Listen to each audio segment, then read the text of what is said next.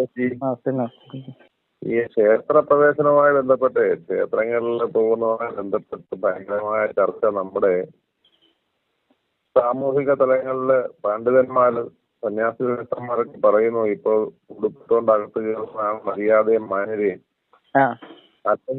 അല്ലെങ്കില് നമ്മൾ പരസ്പരം വിയർപ്പൊക്കെ പറ്റി കഴിയുമ്പോഴേ ചർമ്മരോഗങ്ങൾ ഉണ്ടാകുന്നു. കാലം മാറുമ്പോൾ മാറണം.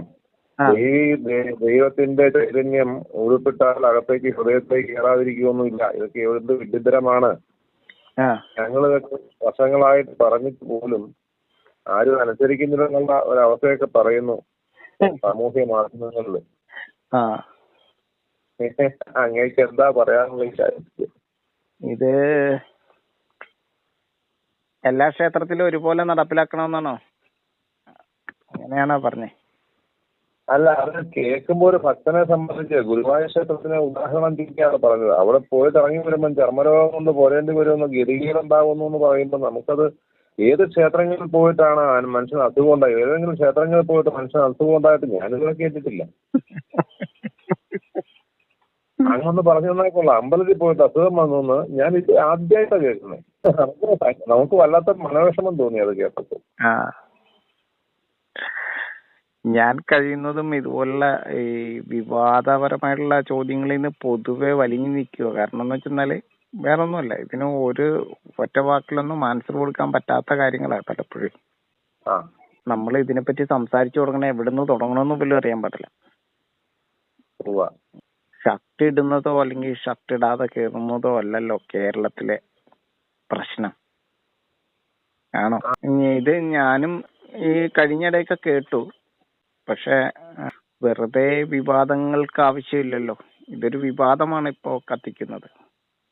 അതെ, എനിക്ക് മനസ്സിലാകുന്നത് പബ്ലിക് ഇത് ഉൾക്കൊള്ളുന്നില്ല എന്നുള്ള വസ്തുതയാണ്. പക്ഷെ ഉൾക്കൊള്ളിക്കാൻ വേണ്ടി ഈ നേതൃത്വം നിർബന്ധിക്കണമെന്ന് തോന്നുന്നു. അതുകൊണ്ടാണ് ഞാൻ ഇങ്ങനെ ചോദിച്ചത്. ഈ ആചാര്യന്മാര് പറഞ്ഞിട്ട് കേൾക്കുന്നില്ല എന്നാണോ പറഞ്ഞേ? ആചാര്യന്മാര് പറഞ്ഞിട്ട് വർഷങ്ങളായി പറഞ്ഞിട്ട് ആരും അനുസരിക്കുന്നില്ല പോലും. ആചാര്യന്മാര് സാധാരണ ഭക്തരാണോ അതോ ആചാര്യന്മാരാണോ ഇതിനകത്ത് അറിവുള്ളവരെന്ന് എനിക്ക് പല വിധത്തിലും പ്രതികരിച്ചിട്ടുണ്ട്. അതായത് ക്ഷേത്രങ്ങളില് ഓരോ ക്ഷേത്രത്തിനും ഓരോ ജനിതഘടനയുണ്ട്. ഇപ്പോ ശബരിമലയിലെ കീഴ്വഴക്കല്ല മറ്റ് ശാസ്താക്ഷേത്രങ്ങളിലെ. ശബരിമലയില് ഹൈ റേഞ്ച് ആണ്. അവിടെ പോകുന്ന ഏറ്റവും വലിയ മണ്ഡലകാലം എന്ന് പറയുന്നത് മരം കോച്ചുന്ന തണുപ്പുള്ള വൃശ്ചികം കഴിഞ്ഞിട്ടുള്ള സമയമാണ്. ക്ഷേത്രാചാരം അങ്ങനെയാണ്. ഭ്രൂണഹത്യാ സാധ്യതകളെ ആചാരവൽക്കരിക്കാറില്ലാത്തത് കൊണ്ട് അവിടെ ശൈത്യത്തെ താണ്ടാൻ വേണ്ടിയിട്ട് അവിടെ എത്തുന്ന ഭക്തര് പമ്പയിൽ സ്നാനം കഴിഞ്ഞിട്ട് ചിലപ്പോ കുളിക്കാതെ ആയിരിക്കും ക്ഷേത്ര ദർശനം. ഷർട്ട് ഇട്ടുകൊണ്ടാവാം. ആരോഗ്യമുണ്ടെങ്കിൽ ഷർട്ട് ഊരിയാവാം. ഷർട്ട് ഊരിയ കൊണ്ടോ ഇട്ടത് കൊണ്ടോ അവിടെ തെറ്റില്ല. ക്ഷേത്രത്തിലെ മണ്ഡലകാലം എന്ന് പറഞ്ഞാൽ ഭാവിക്ക് വേണ്ടിയിട്ട്, കാലമണ്ഡലങ്ങൾക്ക് വേണ്ടിയിട്ടുള്ള, ഭാവിക്ക് വേണ്ടിയിട്ടുള്ള പരിസ്ഥിതി പ്രവർത്തകരായിട്ട് വനവൽക്കരണത്തിന് വേണ്ടിയിട്ടാണ് അവിടെ. അയ്യപ്പന്റെ പൂങ്കാവനത്തിന്റെ സംരക്ഷണത്തിന് വേണ്ടി പോകുന്നവരാണ്. അവിടെ ഷർട്ട് ഇട്ട് പോകാം, ഷർട്ട് ഇടാതെ, ആരോഗ്യമുണ്ടെങ്കിൽ ഷർട്ട് ഇടാതെ പോകാം. മകരം എന്ന് പറയുന്നത് ഒരു മത്സ്യമാണ്. മാരകമായിട്ടുള്ള മരണത്തെ വിതയ്ക്കുന്ന ഒരു മത്സ്യത്തിന്റെ പേരിലാണ് ഈ മകരമാസം എന്നൊക്കെ പറയുന്നത്. വൃശ്ചികം കഴിഞ്ഞാൽ അതിശൈത്യമാണ്. ശൈത്യത്തെ തണ്ടാനാണ് ഇപ്പൊ ബുദ്ധിമുട്ട്. അപ്പൊ അവിടെ പോകണമെങ്കിൽ ഷർട്ട് ധരിച്ചുകൊണ്ട് പോവാം. അവിടെ ആരോഗ്യമുണ്ടെങ്കിൽ ഷർട്ട് ധരിക്കാതെ പോവാം. ഇതാണ് അവിടുത്തെ ഒരു രീതി. പക്ഷെ മറ്റു ക്ഷേത്രങ്ങളിൽ ഓരോ ക്ഷേത്രങ്ങൾക്കും ഓരോ രീതിയുണ്ട്. അപ്പോ ശരിക്കും പറഞ്ഞാൽ ഇതിന്റെ വസ്തുതയല്ലേ അറിയണ്ടേ? ശരിക്കും ഇതിന്റെ പ്രമാണം എന്ന് പറയുന്ന ഒരു രീതിയിലുള്ള വസ്തുതയാണോ അങ്ങ് ഉദ്ദേശിച്ചത്? നമ്മുടെ അധ്യാത്മിക പ്രഭാഷണത്തിൽ മുൻപന്തിയിൽ നിന്നിരുന്ന ഡോക്ടർ ഗോപാലകൃഷ്ണനെ പോലെയുള്ള ആളുകൾ പോലും ഈ എന്ന കാര്യത്തിൽ അഭിപ്രായം പറഞ്ഞത്. കാരണം ഏത് വേദപ്രമാണത്തിൽ എഴുതി വെച്ചിരിക്കുന്ന ഷർട്ടിടാതെ കയറണമെന്ന്. പണ്ട് വസ്ത്രങ്ങളില്ലാത്ത കാലത്താണ് ഷർട്ടിടാതിരുന്നത്. ഇപ്പൊ കാലം മാറുന്നതനുസരിച്ച് മാറണം. പണ്ട് കൗബിനെ ഉപയോഗിച്ചിരുന്നു, ഇപ്പൊ ഷഡ്ഡിയും നിക്കറും ഒക്കെ ഉപയോഗിക്കാം. അങ്ങനെ ഇത് സാമൂഹിക ശാസ്ത്രീയ വിഷയമല്ല ക്ഷേത്രത്തിലെ കാര്യങ്ങള് എന്നൊക്കെ പ്രഭാഷണം നടത്തി ഇപ്പോഴും അലയൊലിക്കുന്നുണ്ട്. ഇപ്പോഴും അത് എടുത്ത് ആവർത്തിക്കുന്നുണ്ട് പല ആളുകളും. ഒരു ആശയക്കുഴപ്പം ഭക്തരിൽ ഉണ്ടാവുന്നുണ്ട്. അതിനൊരു മറുപടി വ്യക്തമായിട്ട് ആരും പറയുന്നില്ല. ഇങ്ങനെ ആശയക്കുഴപ്പം ഉണ്ടാക്കുന്നു, അതാണ് കാര്യം. ഇപ്പൊ ഞാൻ കഴിഞ്ഞ ദിവസം ആചാര്യന്മാര് പറയുന്നത് കേട്ടു. ഇതിനെ ന്യായീകരിക്കണമെങ്കിൽ ന്യായീകരണ തൊഴിലാളികള് വല്ലാതെ ബുദ്ധിമുട്ടേണ്ടി വരും എന്നൊക്കെ ഉള്ള ഒരു രീതിയും ഞാൻ കേട്ടായിരുന്നു. അങ്ങനെയും പറയുന്നുണ്ട്.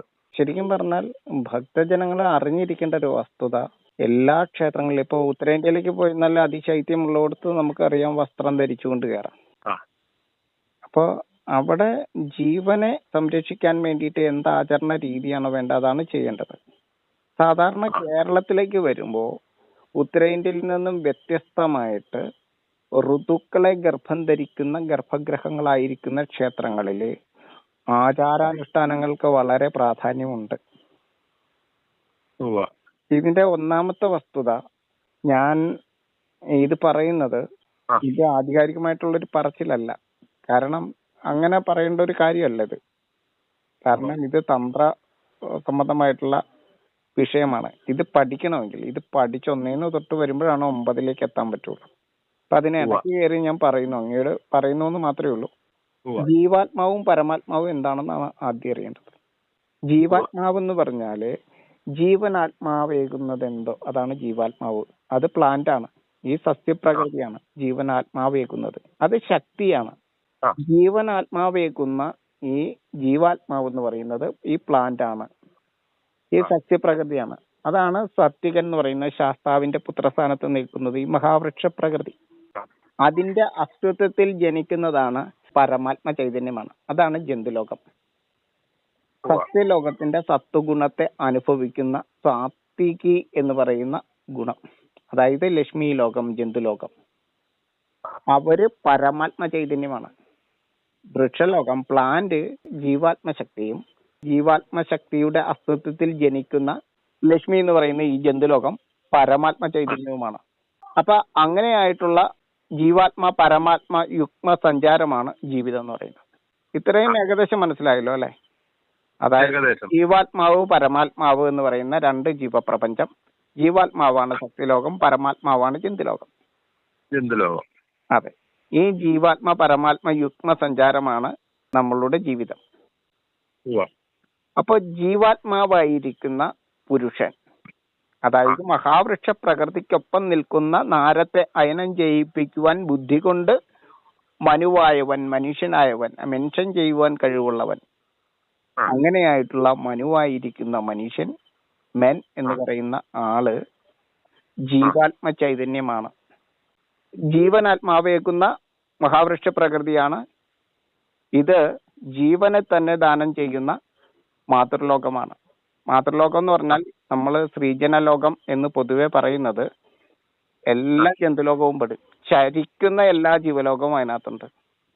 സ്വജീവനെ ത്യജിച്ച് ഞാനിപ്പോ ഈ ക്ഷേത്രത്തിന്റെ ഇത് ദർശന കാര്യങ്ങളെ കുറിച്ച് ചോദിച്ചപ്പോ ഇത് സാമാന്യ ജനങ്ങൾക്ക് പെട്ടെന്ന് മനസ്സിലാകുന്ന കാര്യമല്ലല്ലോ അങ്ങ് പറഞ്ഞു വരുന്നത്. അതെ, ഇത് ഒരു ഇച്ചിരി കൂടെ ക്ഷമയോട് കൂടിയിട്ടൊന്ന് കേൾക്കണം, എന്നാലാണ് ഈ തത്വത്തിലേക്ക് വരാൻ പറ്റുള്ളൂ. മാതൃലോകം എന്ന് പറയുന്നത് ചരിക്കുന്ന എല്ലാ ജീവലോകമാണ്, ജന്തുലോകമാണ്. അത് സ്വജീവനെ ത്യജിച്ച് തൃണവൽക്കരിച്ചുകൊണ്ട് ത്യാഗം ചെയ്യുന്ന മറ്റു മാതൃകകളില്ലാത്ത ലോകമാണ് മാതൃലോകം. ആ ലോകം ശിരസിന് പ്രാധാന്യമുള്ളതാണ്. ജ്ഞാനശക്തിയാണ് അവരെ നയിക്കുന്നത്. ആ ജ്ഞാനശക്തിയായിരിക്കുന്ന ഈ ശ്രീജനലോകം, അതായത് പരമാത്മ ചൈതന്യമായിരിക്കുന്ന സ്ത്രീകൾ ക്ഷേത്രത്തിൽ പ്രവേശിക്കുമ്പോൾ ശിരസ് മറയ്ക്കുവാൻ പാടില്ല, ശിരോവസ്ത്രം ധരിക്കുവാൻ പാടില്ല. തലയിൽ തുണിയിട്ടുകൊണ്ട് ക്ഷേത്രപ്രവേശനം, ക്ഷേത്രത്തിനകത്ത് പ്രവേശിക്കാൻ പാടില്ല. സാധാരണ അത് ചെയ്യിക്കാറുമില്ല. കുട ചൂടിപ്പോലും പ്രദക്ഷിണം സാധ്യമല്ല. മഴയാണെങ്കിൽ പ്രദക്ഷിണം വേണ്ടാന്ന് വെക്കുക, അല്ലെങ്കിൽ നനഞ്ഞു ചെയ്യുക എന്നാണ് പഴയ ഒരു പ്രമാണം. ശിരസ് മൂടി അങ്ങനെ പറഞ്ഞത് മനസ്സിലായി. പക്ഷെ ഇതൊരു പ്രമാണത്തിൽ ഒരിടത്ത് എഴുതി വെച്ചിട്ടില്ലെന്നാണ് ഈ പണ്ഡിതശ്രേഷ്ഠന്മാർ പറയുന്നത്. അതെ, അതായത് പരമാത്മ ചൈതന്യമായിരിക്കുന്ന ഈ ശ്രീജനലോകം, മാതൃലോകം മുഖമോ ശിരസോ മറയ്ക്കാൻ പാടില്ല ക്ഷേത്രത്തിൽ കയറുമ്പോൾ. അത് ഇപ്പൊ അത് പ്രാബല്യത്തിലാണോ വേണ്ടോ എന്നുള്ളതല്ല വിഷയം, ഇതാണ് അതിന്റെ വസ്തുത.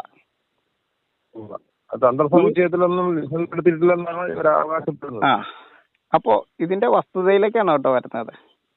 അപ്പൊ സ്ത്രീജന ലോകം എന്ത് മറയ്ക്കാൻ പാടില്ല? ശിരസ് മറയ്ക്കാൻ പാടില്ല, മുഖം മറയ്ക്കുവാൻ പാടില്ല, ശിരോവസ്ത്രം ധരിക്കാൻ പാടില്ല ക്ഷേത്രത്തിനകത്ത്. സാരിത്തുമ്പ് പോലും തലയിൽ ഇടാൻ പാടില്ല എന്നാണ് ശരിക്കും എല്ലാവരും പറയുന്നത്. ഇനി ശക്തികളുടെ ബന്ധം കൊണ്ടാണ് അങ്ങനെ പറയുന്നത്. അതെ, ഇത് പരമാത്മ ചൈതന്യമാണ് സ്ത്രീകൾ. അതുകൊണ്ടാണ് ശിരോവസ്ത്രം പാടില്ല, മുഖം മറയ്ക്കാൻ പാടില്ല എന്ന് പറയുന്നത്. അപ്പൊ ആ പരമാത്മ ചൈതന്യത്തിൽ നിന്നും ഉയർകൊണ്ട ജീവാത്മശക്തിയുടെ വൈഭവമായിരിക്കുന്ന, ഒരേ സമയം ജീവാത്മാവിനെയും പരമാത്മാവിനെയും യുഗ്മ സഞ്ചാരം ചെയ്യിക്കുന്ന മനുഷ്യൻ, അതായത് നാരായണനായിരിക്കുന്ന മനുഷ്യൻ, ജ്ഞാനത്താലാണ് നിവർന്ന മഹാവൃക്ഷ പ്രകൃതിയെ പോലെ ഈ പുരുഷൻ ജീവാത്മശക്തിയും ഒരേ സമയം പരമാത്മ ചൈതന്യവുമായിട്ട് നിൽക്കുന്നത്. ജീവാത്മാവിനെയും പരമാത്മാവിനെയും സസ്യലോകത്തെയും ജന്തുലോകത്തെയും യുഗ്മസഞ്ചാരം ചെയ്യിപ്പിക്കുന്നവനാണ് ജ്ഞാനിയായിട്ടുള്ള മനുഷ്യൻ, മനു എന്ന് പറയുന്ന. അങ്ങനെയായിട്ടുള്ള ഈ പുരുഷൻ, ഈ വിഷ്ണുവിന്റെ അവതാരമായിരിക്കുന്ന നാരായണൻ എന്ന് പറയുന്ന ഈ നരൻ ഒരേ സമയം ജീവാത്മശക്തിയും ഒരേ സമയം പരമാത്മ ചൈതന്യവുമാണ്.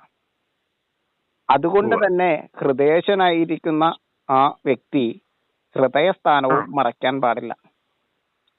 ഒപ്പം പരമാത്മ ചൈതന്യത്തിൽ നിന്നും ജനിച്ചുകൊണ്ട് പരമാത്മ ചൈതന്യവുമായിരിക്കുന്നതിനാൽ ജീവാത്മശക്തിയും പരമാത്മ ചൈതന്യവുമായിരിക്കുന്ന ആ നരൻ എന്ന് പറയുന്ന ജ്ഞാനിയായിട്ടുള്ള മനുഷ്യൻ ഹൃദയസ്ഥാനമോ ശിരസോ മുഖമോ മറയ്ക്കുവാൻ പാടില്ല ക്ഷേത്ര ദർശനത്തിന്. ശൈവ ശക്തിയായിരിക്കുന്ന മനുഷ്യൻ, അതായത് 3 ശക്തിയാണ്: ആത്മാവ്, മനസ്സ്, ശരീരം. ശൈവശക്തിയാണ് ശരീരം. ആ ശൈവശക്തിയായിരിക്കുന്ന മനുഷ്യൻ നഗ്നപാതരായിട്ട് വേണം ചെല്ലാൻ. അപ്പോ ഈ പരമാത്മാവും ജീവാത്മാവും, ജീവാത്മശക്തിയും പരമാത്മ ചൈതന്യവും ഒരേ സമയം ശൈവശക്തിയാണ്, ശൈവ ചൈതന്യമാണ്. അപ്പൊ സ്ത്രീ എന്ന് പറയുന്നത് പാർവതിയുടെ അവതാരമാണ്. പുരുഷൻ എന്ന് പറഞ്ഞാൽ ശിവന്റെ അവതാരമാണ്. ശിവൻ മണ്ണാണ്. ആ മണ്ണിന്റെ ശക്തിയാണ് പുരുഷന്റെ ശരീരം. ബലിഷ്ഠമായിരിക്കുന്നതിന് കാരണം പ്രോട്ടോണിലും മണ്ണിനാണ് പ്രാധാന്യം മനുഷ്യന്റെ ശരീരത്തിലെ. സ്ത്രീകളോട് എത്ര അധ്വാനിച്ചാലും അവരുടെ ശരീരം എന്തായിരിക്കും? മൃദുലമായിരിക്കും, ജലം പോലെ. അവര് ജലത്തിന്റെ, പാർവതിയുടെ ശരീരാംശത്തെ പേറിയിരിക്കുന്നവരാണ്. അവരുടെ പ്രോട്ടോണിൽ ജലത്തിനാണ് പ്രാധാന്യം. പുരുഷന്റെ പ്രോട്ടോണില് മണ്ണിനാണ് പ്രാധാന്യം. അതുകൊണ്ടാണ് പുരുഷന്റെ ശരീരം ബലിഷ്ഠമായിട്ടിരിക്കുന്നത്. ശിവൻ എന്ന് പറഞ്ഞാൽ 6 പാക്ക് ഉള്ള ഒരു ശരീരമാണ്. ബലിഷ്ഠമായ, ഉറച്ച, പുരുഷമായിരിക്കുന്ന ഭൂതമാണ് ഈ മണ്ണ്. അപ്പോ അങ്ങനെ ശൈവ പാർവതി സംയോഗത്താലുള്ള അർദ്ധനാരി ഈശ്വര സ്വഭാവമായിരിക്കുന്ന മനുഷ്യൻ, അത് ജീവാത്മശക്തിയായാലും പരമാത്മ ചൈതന്യമായാലും അവരുടെ പാദങ്ങൾ ശിവത്വമാണ്. ദിപാദേശിവ, താമസത്തിന് കാരണമായിരിക്കുന്ന ഈ ശൈവശക്തിയുമായി സ്പർശിച്ചു നിൽക്കുന്ന ആ പാദങ്ങൾ ശുദ്ധവുമായിരിക്കണം, നഗ്നവുമായിരിക്കണം. അപ്പൊ നഗ്നപാതരായിട്ട് വേണം ക്ഷേത്രത്തിൽ പ്രവേശിക്കാൻ. ബാറ്റയുടെ ഷോറൂമിൽ നിന്ന് പുതിയ ചെരുപ്പ് മേടിച്ച് ബെൻസ് കാറിൽ അതിനകത്ത് വന്ന് ക്ഷേത്രത്തിന്റെ വാതിൽക്ക് ഇറങ്ങിയാലും ഈ ചെരുപ്പ് അതിനകത്ത് പ്രവേശിപ്പിക്കില്ല. കാരണം നാളെ മറ്റൊരാള് ഇതേപോലെ തന്നെ വന്നാലും അത് അശുദ്ധമായിരിക്കാം സാധ്യതയുണ്ട്. അതുകൊണ്ട് ശുദ്ധിക്ക് വേണ്ടിയിട്ട് ചെരുപ്പ് എത്ര രൂപയുടെ ആയാലും, ഏത് കമ്പനിയുടെ ആയാലും, ഏത് ഷോറൂമിൽ നിന്ന് എടുത്തതായാലും അകത്ത് അഴിച്ചു വെച്ചിട്ട് വേണം ക്ഷേത്രത്തിൽ കയറാൻ. ശരീരശുദ്ധി, പാദശുദ്ധി, മനഃശുദ്ധി എല്ലാം വേണം.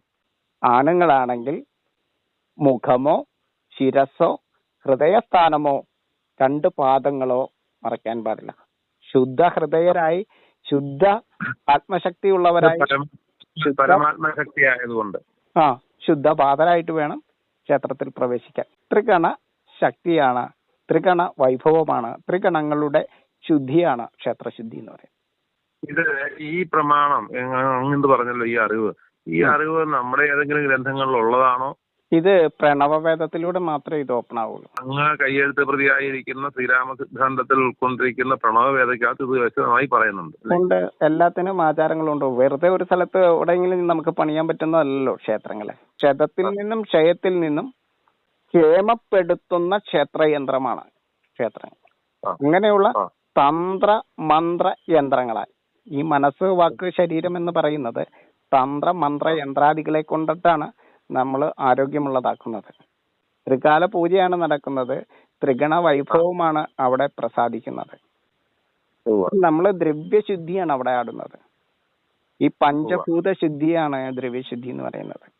അപ്പോ അവിടുന്ന് ദ്രവ്യവിശേഷങ്ങൾ നല്ലതായിരിക്കും. നല്ല സ്പർശം, നല്ല രസം, നല്ല ഗന്ധം, നല്ല ദൃശ്യം, നല്ല ശ്രവണം ആണ് അവിടുന്ന് പ്രസാദവും. അപ്പോ ഇതെല്ലാം ഈ ത്രിഗണ വൈഭവത്താലാകുന്നു. മണ്ണും ജലവും ചേർന്നതാണ് പ്രോട്ടോൺ, അഗ്നിയും ആകാശവും ചേർന്നതാണ് ഇലക്ട്രോൺ, വായുവാണ് ന്യൂട്രോൺ. അപ്പൊ ഈ ത്രിഗണ വൈഭവത്തിന്റെ സംരക്ഷണത്തിന് വേണ്ടിയിട്ടുള്ള സർവശാസ്ത്ര നിലയങ്ങളാണ് ക്ഷേത്രങ്ങൾ. വെറും തന്ത്രശാസ്ത്രമോ മന്ത്രശാസ്ത്രമോ ശില്പശാസ്ത്രമോ അല്ലെങ്കിൽ വാസ്തുശാസ്ത്രമോ മാത്രമല്ല, സർവശാസ്ത്ര നിലയമാണ് ക്ഷേത്രങ്ങൾ. നമ്മൾ പുതിയൊരു ആചാരങ്ങൾ നമുക്ക് ചിട്ടപ്പെടുത്താനായിട്ട് പറ്റില്ലാത്ത അത്രയും ബൃഹത്താണ്, ബ്രഹ്മാണ്ഡമാണ് ഈ വസ്തുതകളൊക്കെ എന്ന് പറഞ്ഞാൽ. സന്തോഷ്, എന്തായാലും വളരെ നന്ദി. ഇത്രയും സമയം കൊണ്ട് കുറെ കാര്യങ്ങൾ മനസ്സിലാക്കി തന്നു. ചോദിച്ച ചോദ്യങ്ങൾക്ക് അങ്ങ് വളരെ ലളിതമായിട്ട് കുറെ ഉത്തരം തന്നു. എങ്കിൽ പോലും അങ്ങ് ലളിതമായി പറഞ്ഞെങ്കിലും അത് കേൾക്കുന്നയാളിന് അത്ര ലളിതമല്ല, വളരെ പെട്ടെന്ന് മനസ്സിലാവില്ല. എങ്കിലും അത് അങ്ങ് ഇത്രയും ചെയ്തു തന്നതിന് വലിയ നന്ദിയുണ്ട്. സന്തോഷം. ഒരുപാട് സന്തോഷം.